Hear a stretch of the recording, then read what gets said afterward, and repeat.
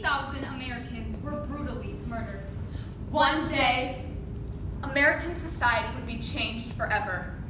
One day, because of war that is still being fought by American soldiers. One day. Born into a wealthy and influential family, Osama bin Laden's charismatic and powerful speaking allowed him to gain leadership of a coalition of Islamic extremists. They were united under their hatred of American occupation in the Islamic Holy Lands and the freedom of religion present in American society.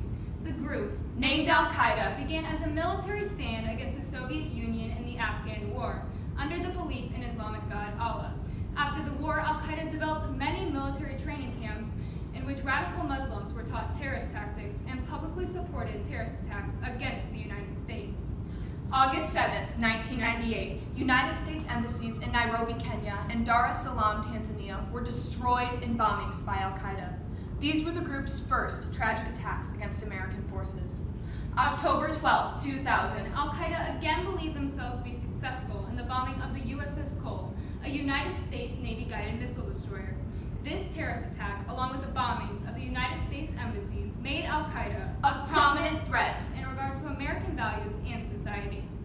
September 10th, 2001. The night before the tragic attacks on September 11th, 2001, Al-Qaeda was carefully planning each part of the operation.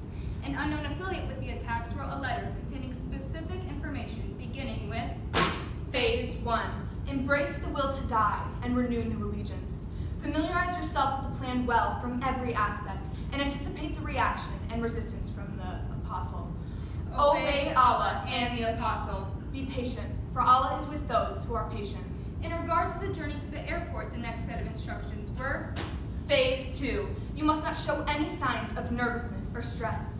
Wherever you go and whatever you do, you should always recite invocations and prayers with Allah's believers and memorize them. Instructions concerning the hijackings were set forth in Phase 3. O believers, when you come upon a group, stand your ground and invoke Allah many times. When the storming begins, strike like heroes who are determined not to return to this world. Tuesday, September 11th, 2001, 8 a.m. Now boarding United Airlines 2 pilots, 5 flight attendants, 33 passengers, and 4 undiscovered hijackers boarded United Airlines Flight 93 with ease. There are minimal requirements for boarding planes at this time. Passengers could bring objects such as box cutters, 4-inch blades, and even unscreened non-passengers through security. Unknown to the passengers and crew of Flight 93, Phases 1 and 2 of the hijackers' plan had been enacted, and Phase 3 was soon to unfold. 8:42 a.m. Now departing United Airlines. Losing all connection to occurrences on the ground, Flight 93 departed from Newark, New Jersey to San Francisco, California. 8:46 a.m. We understand there's been an incident. You're looking at the World Trade Center. There's a major fire there, and there's been some sort of explosion. There is one report as of yet that is not confirmed that a plane has hit the World Trade Center.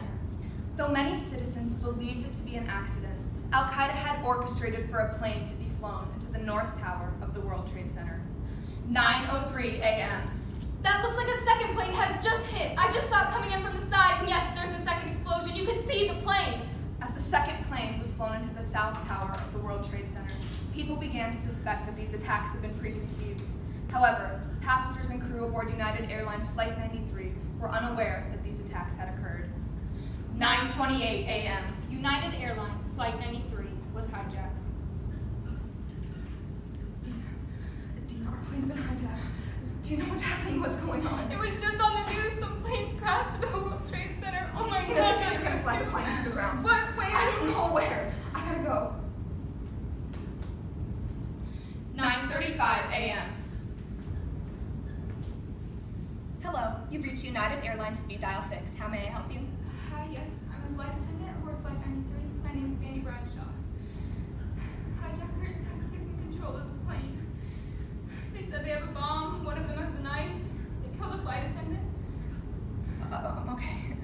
Okay, I'll send this information to United Airlines Crisis Center. Is there anything else I can do to... Your call has been disconnected. 9:37 a.m. Arriving at the Pentagon a short time ago, there was a huge plume of smoke, which continues to rise from the west side of the Pentagon. No explosion was heard. However, there is certainly a very significant fire in this enormous office building. The Pentagon is being evacuated. Americans were frantic. Emergency forces were unaware of how to gain control of the attacks and questioned if more attacks would occur. Aboard United Airlines Flight 93, Mark Bingham called his mother, Alice Hoagland.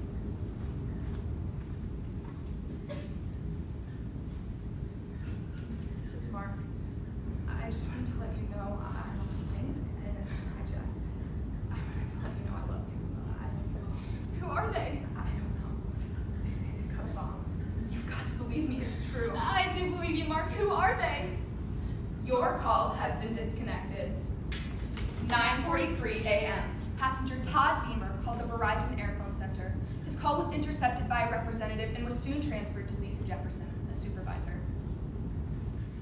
Hello, my name is Mrs. Jefferson. I understand your plane is being hijacked. Can you explain to me what's taking place? 3 people have hijacked the plane. 2 have taken over the cockpit. I think they have knives, and I think one of them has a bomb. And they're flying the plane. 2 people are lying on the floor in first class. I can't tell if they're dead or alive. The flight attendant next to me says it's the pilot and the co-pilot. Mrs. Jefferson, are you there? Yes, sir. I want you to know that all the appropriate authorities have been notified, and at this point, if you believe your life is in jeopardy while talking to me, just put the phone down, but try not to hang up. At this point, hijackers had started to fly the plane erratically. Passengers were unaware of the direction of the flight and whether or not it would crash. I think we're okay now. Would you say the Lord's Prayer with me? Yes, of course, Todd. Our Father, who art in heaven, Hallowed be thy name. thy kingdom come, Thy will be done. on earth as is in heaven. I just wanted to talk to someone. And if I don't make it through this, would you do me a favor? Would you tell my wife and family how much I love them? Yes, of course I'll do that. I'll be on this phone as long as you are. Passengers had noticed a change in the direction of the flight and congregated with the hope of overtaking control of the plane. 9:58 a.m. I think we're going to jump the guy with the bomb. Are you sure that's what you want to do? Yes. I'm gonna have to go out on faith because at this point I don't have much of a choice. Are you ready? Okay, let's roll. Tuesday, September 11th, 2001, 10:03 a.m. Phases 1, 2, and 3 of the hijackers' plan had tragically been completed. 10:03 a.m. 40 innocent lives were lost. 10:03 a.m. United Airlines Flight 93 violently crashed into a field in Shanksville, Pennsylvania. 10:03 a.m. Islamic extremist group Al-Qaeda believed they had succeeded in the destruction of the American spirit. But as George W. Bush stated, terrorist attacks can shake the foundations of our biggest buildings, but they cannot touch the foundation of America.